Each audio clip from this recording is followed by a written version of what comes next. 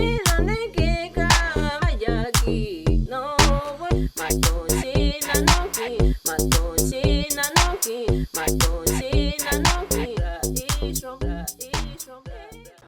hey guys, Troy Casey, Certified Health Nut here in an effort to bring you more fun, freedom, and phenomena. I brought my friend Ben BRIONES. He specializes in functional fitness, keyword fun. So today, what do you have for us, Ben?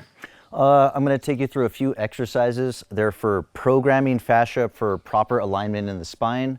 We're looking to develop musculature and more bone mineral density and muscular density for athletic development. So we're not looking to destroy the body with these exercises. We're looking to create a long-lasting, flexible, and strong body. And that's what fascial development and biomechanics is all about. Our first warm-up, you always want to start from toe to head. So right now, we're just bouncing up and down. This is an in-place running position. And the reason you would want to do this is because you start stimulating growth hormone, stem cell production, and bone mineral density. You see, whenever you create pressure and force with resistance training or any kind of exercise that creates a load, what you'll do is you'll stimulate bone marrow production. So that's important because the stem cells that are produced to heal the body happen inside of the bone marrow. So you got to make sure to be able to stimulate the bone in different ways. And one of the ways that you do is through resistance training. So this is important. You got to keep your feet strong. They're the foundation of your entire body. If these things go, you'll see a lot of decrements in your performance throughout life. So this is our first warm up. You want to do this for 30 seconds to a minute. Okay. The flexibility and strength is very important. So our next one, you'll plant your foot, kick as high as you can. We're going for 10 reps on each side. We want to take your hamstring to the limit, but you're not trying to go too far. This is not a static stretch. What we're doing is increasing something called the muscle spindle. Want to be able to produce power and flexibility. This is also good for conditioning your core. You want to be able to make this easy over time. Slow is smooth, smooth is fast.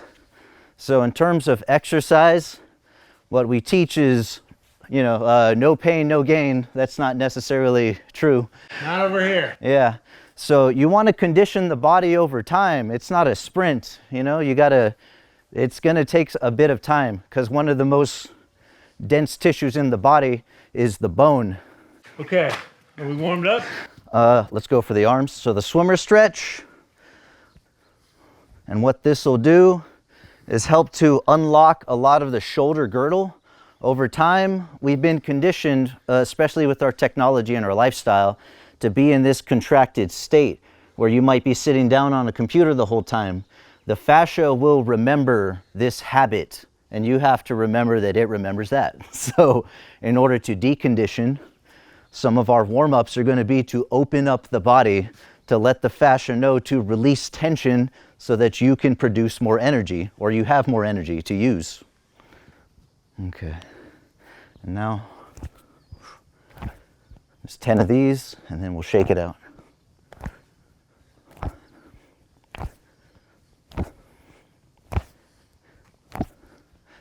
There's 10, and then shake everything out. So with the warm-ups, you want to get to a point, not to where you're profusely dripping sweat, but you definitely want to feel a type of moisture on your skin. That's how you know the detox is happening. Your blood is being cleaned out with the organs. They'll tell you your liver is a detoxifier, or it gets things out of your system. And then the metabolic waste comes out through the breath. And then do the neck a little bit. So we're looking for 10 to 20 repetitions with each one of these movements. You get that good release when you feel a tingling sensation in the hands. Fluid is coming in and out through your cardiovascular system. All right. So that'll be an average warm-up. Okay, let's get into the exercises today. Okay. So one of the main things I like to condition people's bodies to do is to increase their running potential. So that's what we're going to do. We're going to body build specific to running. So what we'll do is we'll isolate the legs, a little bit closer with the legs. Okay. He's going to squeeze really tight on these weights to activate his central nervous system. So now it's not his muscles taking the blunt of this force. His entire fascial network, and what the fascia will do is send signals from the central nervous system to control the body. There's not one muscle that this is activating. This is activating the entire fascial network, and that's the thing that really creates the tension.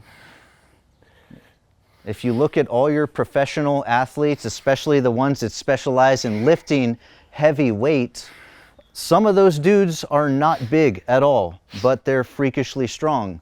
So that's what we train in terms of athletic development and biomechanics. So this next one is going to condition the front line of fascia.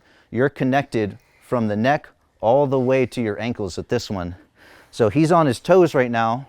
The weight is distributed through the back. So what this is going to do with a small weight load is activate his central nervous system and connect it to the front line of fascia. As he pulls the weight forward, what's going to happen is that his back muscles, his posterior chain, will have to compensate for the distributed weight. You don't necessarily need a big weight load. What you need to do is stimulate the nervous system and the fascial network to compensate for the external weight load.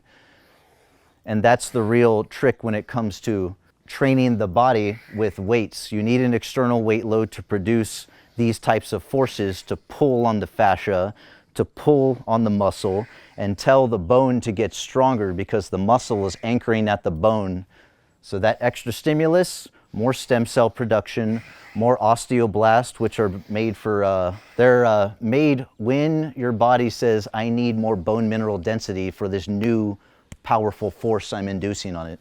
The next exercise we'll do, it'll be a running twist. So again, we're trying to create tension throughout the entire body, but be fluid at the same time. So step a little slower.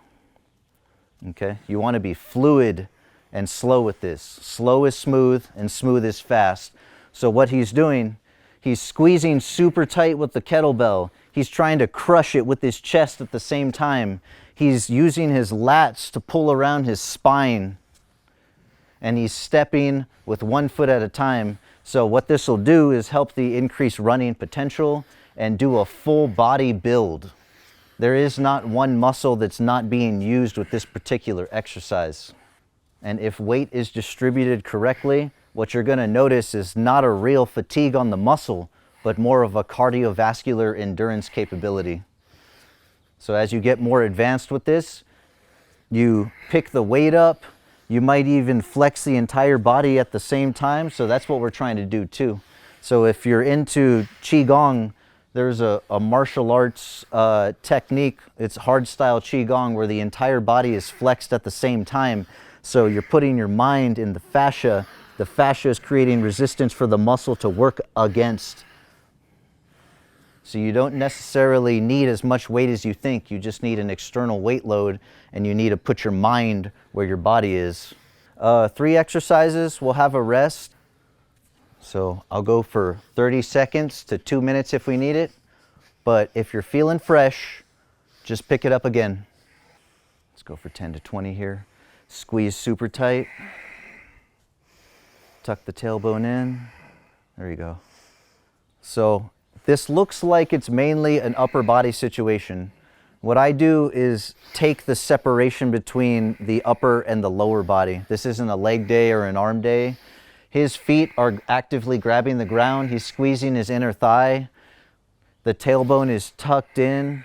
We're trying to create displacement in an athletic way while the spine is completely, we're looking to straighten it out as much as possible, because that's the type of muscles we're trying to create. Muscles that hold up the spine for better neurological conduction. So now we're going to work on the front line again. So he'll let this go as far as he can. He'll be on his toes. The good thing about being on your toes when you're doing displacement exercises like this, you start connecting the mind to the feet again. And if you haven't noticed, like that's a lot of your problems will happen at the feet, especially if you're trying to offload something like this. We've been wearing shoes for a long period of time, and that will decondition the muscles and the tendons in the feet to be a little bit weaker than you're used to.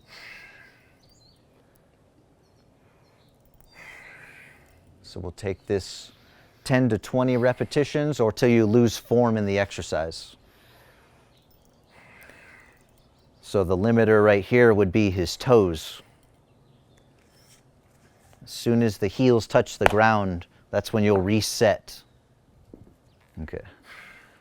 So it looks simple at first, but this is where your mind and the body connection comes in. So he's flexing his entire body as he's moving it and being fluid with this flexion. So tight squeeze, squeezing the kettlebell with the chest, balancing out the hemispheres in the brain. And that balance in the body with this exercise will transmit to the neurological conduction in the two hemispheres. So if you can imagine this type of bodybuilding, you'll be stronger, faster, and smarter, a bit more balanced with what happens in life. Because this isn't just for the body.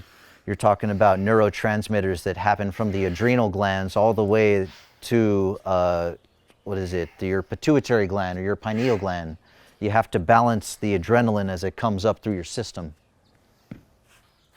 All right, last set.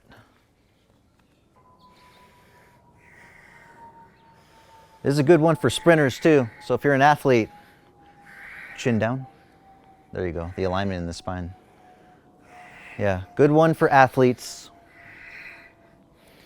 You can see he's not swinging this weight around. He's controlling it the whole time. This will increase your running potential a lot.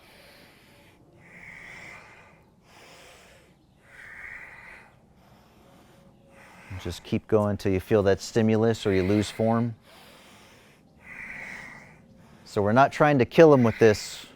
We're trying to create a stimulus.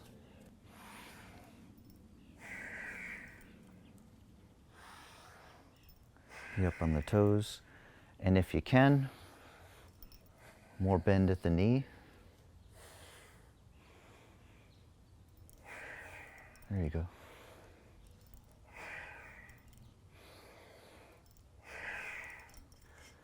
You see the change? So what you'll do, when this happens, your focus is to align the spine and bend more at the knee. Use that tension to explode forward. If you want to make it more difficult, squeeze it like there. There you go. Now your chest is flexed now. There you go. Don't forget that tailbone.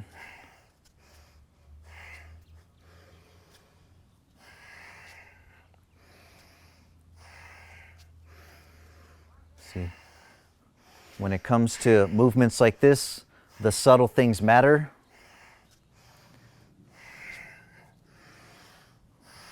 Tailbone tucked in, that'll increase alignment in the spine. Chin down. So here you go, guys. 20 minutes. And thanks to Ben for bringing in his expertise on biomechanics. My philosophy for many years has been blood to the muscle and get out of the gym, right? Get that pump in there. I could obviously go for a longer, bigger pump, but I got a lot to do today. So in and out in less than a half an hour. And then you can see my results. And then you're gonna see Ben, help me integrate everything, right? So I have that dense musculature all around the body. And so Thanks for coming, Ben. Yep. Appreciate you so much. Follow Ben Briones, Ben Be Noble on Instagram, and he's over on TikTok too. God bless you guys. Thanks so much for tuning in.